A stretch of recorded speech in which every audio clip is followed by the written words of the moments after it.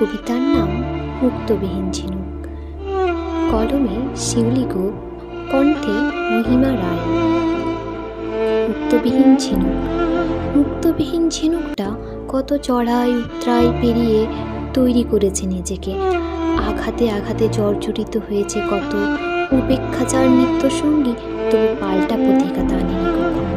সমুদ্রের ঢেউ বারবার এসে তার সত্তাকে মুছতে চেয়েছিল, ভাসিয়ে দিতে চেয়েছিল তার সকল চিত্ত চাঞ্চল্যতাকে, কিন্তু পারেনি। ঝিনুকটা তার রাগ, দুঃখ, অভিমান ধরে রেখেছে শক্ত করে, সব কিছুর অনুভূতি নিচ্ছে আর বেশি করে বাঁচছে। স্মৃতিচারণায় অভিমানগুলোকে মিষ্টতার ছোঁয়া দিতে সে জানে। অভিমানী মনের অভিপ্রায় তার আজীবনের।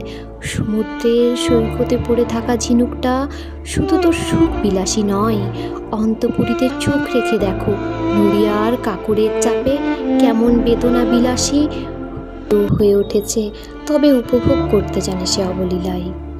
এ রাগটা বড় ক্ষণিকের, কাল বৈশাখীর হঠাৎ আসা ঝড়ের মতো। নেহাতি ওই বিশেষ্যটাকে বাঁচিয়ে রাখবে বলেই প্রকাশ্যে আনা।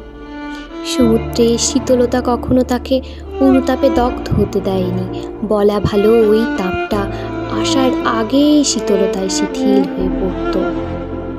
এসব কিছুর ঊর্ধ্বে যা ঠাঁই পায় তা জীবনজয়ী ভালোবাসা।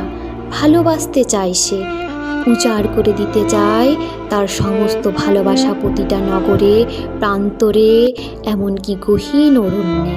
তার ভালোবাসার আহ্বানে যদি একটা মুক্তও বেরিয়ে আসে শক্ত খোলস ছেড়ে, তবেই না সে ধন্য হবে। স্থির সমুদ্রের বালুতটে দাঁড়িয়ে বলবে তখন, ওগো প্রকৃতি তুমি শুনছো, ওগো প্রবাল শৈবাল তোমরা শুনছো, মুক্তবিহীন ঝিনুকটা আজ পেরেছে মুক্তির পথ দেখাতে।